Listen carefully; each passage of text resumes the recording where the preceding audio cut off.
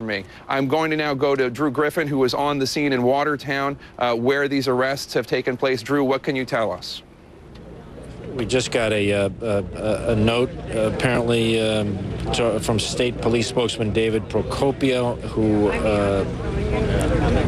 well, I don't want to go with that just yet. I can tell you that we do believe, from the eyewitness account of Gabe Ramirez, our photojournalist, that two young men have been taken into some sort of custody here in Watertown. Both of them taken into custody in the area behind me, which is now about a 4 or 5 square block area that has been cordoned off, and there's a huge police presence here. And actually, we're going to have Gabe step right in here, because he was, Gabe, you were positioned over at Dexter and Nichols. And tell us what you saw from the moment you stepped on the scene. So I followed a couple of squad cars down to Nichols Street towards Dexter. It was immediately a chaotic situation. I jumped out. There were a couple of other journalists there. We ran towards the scene. The police had, from multitudes of agencies, all had their weapons drawn, pointing at a vehicle that we could not see from our vantage point. They were screaming for somebody to put his hands up, to get out of the car.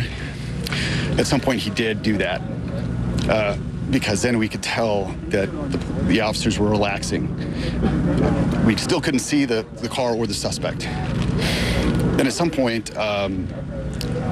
they brought him from his vehicle to a police car. He was completely naked. He'd been, during the confrontation, I did hear him, and I believe you may be able to hear this on the tape we shot. They were ordering him to remove all his clothes, including his underwear. It was clear. You heard the police officer say, remove all your clothes, yes. Remove your skivvies. Exactly, right. Exactly. So that's when they brought him completely naked into a police car. Was he in handcuffs? I believe he was cuffed, yes. He was being escorted, put in the car. So about 10 or 15 minutes ago, the FBI arrived. When you said the FBI arrived, yes. What kind of vehicle and who came out of that vehicle? Several FBI agents in various states of either civilian clothes or tactical gear, wearing their blue FBI jackets. They came out, they went to the vehicle where the suspect was seated and removed him from the vehicle at one point. Now, at this point, they'd gotten him dressed. He was still barefoot. He was wearing pants and a jacket, handcuffed from behind. They led him away from the vehicle towards a wall of a business. They shined flashlights in his face, and it looked like they were taking photographs. I couldn't tell exactly what they were doing, but it looked like they were taking photographs of his face. Once they completed that, they walked him back to the vehicle and started to question him extensively for about 5 to 10 minutes. Then they put him back in the vehicle. Let me just ask the control room, are we rolling any of the arrest video? And if we are, please say that in my ear when we're doing that. We are taking care not to show a naked man on TV. Drew, can I? You said.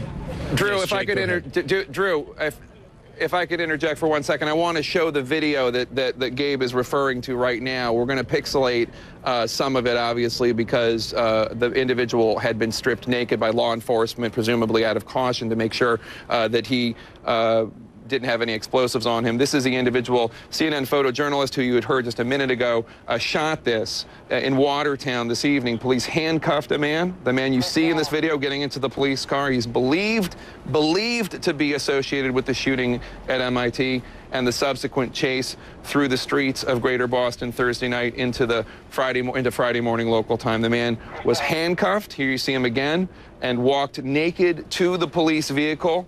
At this time, I want to caution, CNN does not know what this man has been detained for. We do not know whether it is connected to the MIT shooting of the police officer or anything else that has taken place in the Boston, Massachusetts area this evening. But clearly he's of interest to local law enforcement. The FBI is trying to determine if there is a relationship between what happened at MIT and is going on in Watertown this evening and what happened here just a couple blocks away from me at the Boston Marathon on Monday. And Drew, I know you're going to ask Gabe to explain a little bit further, but but we understand he reported earlier, Gabe, that individual, the naked man in the police car, was taken out after he had been detained, and a photograph was taken of him.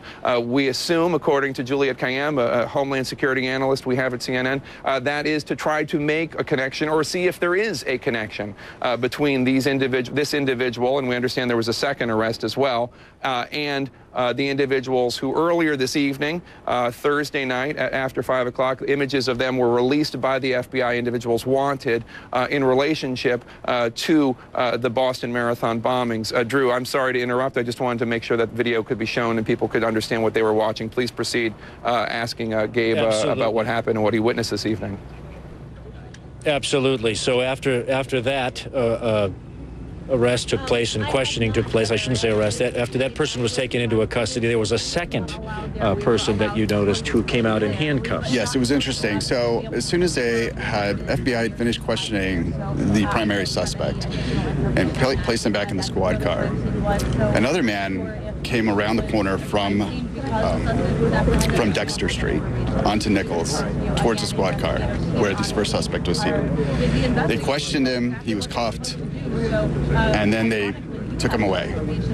We don't know who he was, what he had to do with the situation, but we all find it very interesting that they would bring him towards the first suspect and then walk him away. Was he dressed? He was dressed. Now, I'm not sure what he had to do with this. I will say that in the chaotic early moments of the scene, a lot of neighborhood people were out on the street, and the police made a few arrests from rowdy neighbors. It could have just been that. It may have just been that. We don't know, but it was suspicious only because they brought him towards the vehicle where the primary suspect was seated. Obviously, the first arrest you saw, the man who was asked to strip naked, they were very concerned about their own safety, the police officer's safety. You didn't sense that with the second arrest? It did not seem, they didn't seem as worried about the second person, but who can say? And was there any FBI involvement, like with the first person you saw arrested, with the second person? Now, I couldn't tell only because it was very dark, and the FBI agents who had been questioning the first suspect were not questioning that suspect, but there were many FBI agents there. So the men that were with him, the second suspect, may have been FBI, they may have been local police, I'm not sure. And many FBI agents? Yes, between 6 and 10, at least at that vehicle, and probably around the scene itself. And there were also men in EOD tactical gear, it looked like, walking towards the vehicle, the suspect vehicle, which was down a slope, out of view again of the journalists that are there, and they were yelling various orders to each other, and I'm assuming that they're searching for devices. Now, another interesting thing was that at some point, the state police came out and asked us to turn off our cell phones as a precaution. Having worked for CNN, a telltale symbol, a telltale signal that they were Was that early on?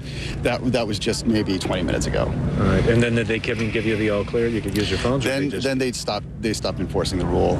Now, they were telling police officers that were arriving on the scene as they were approaching the scene to do that. But I think they thought that we were far enough back that we weren't posing any risk. All right. Now, just as I was leaving, the state police spokesperson did tell the assembled press there that at this time they believe they only have one of the primary suspects in custody.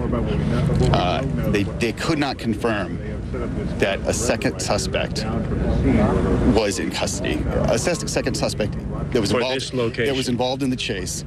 They could not positively confirm that he was in custody, and that we should assume that he was still at large, and that people in the neighborhood should stay in their homes. That's all he said. Okay, and I just want to reiterate, Jake, what we both have been reiterating, that the two suspects here are just that, two suspects here connected to whatever event took place behind us, and we don't have any idea whether they're connected anywhere else. But that's the first-hand account of our photojournalist Gabe Ramirez, who witnessed whatever it is that we hope to have an explanation for sometime later this morning when the police are ready to brief us on this. Jake? All right, Drew Griffin, I appreciate that. If it's possible at all, it'd be great to get Gabe wired up so we could interview him and do that live in a second, whenever you have a second to adjust that. I want to recap and show some of the video that Gabe managed to shoot this evening. I'll show that on the screen if the producers will put it up. It is video of an individual in Watertown, Massachusetts, being arrested.